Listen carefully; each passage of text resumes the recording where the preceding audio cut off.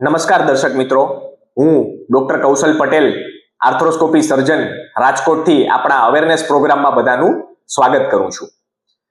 આજે આપણે એ વિષય ઉપર વાત કરવાના છીએ કે ઘૂંટણના લિગામેન્ટની ઈજા કેવી રીતે થાય છે.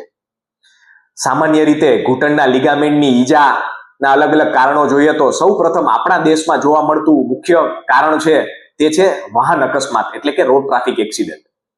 બીજું મહત્વનું મુખ્ય કારણ સ્પોર્ટ્સ ઇન્જરી એટલે કે રમતગમતની ઈજાઓ.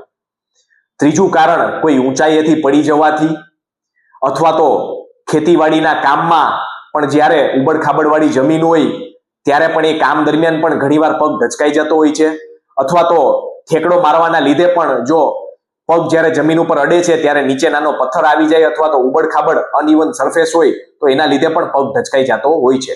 તો આ ત્રણ મુખ્ય કારણો, પહેલું રોડ ટ્રાફિક એક્સિડન્ટ, બીજું સ્પોર્ટ્સ ઇન્જરી અને ત્રીજું મહેનતવાળા લોડવાળા કામમાં એટલે કે ખેતીવાડીના કામમાં પણ ઘણી વખત જો વ્યવસ્થિત ધ્યાન ન રાખવામાં આવે તો પગ ધચકાઈ જાય છે અને તેના લીધે લિગામેન્ટની ઇન્જરી થવાની શક્યતાઓ રહેતી હોય છે.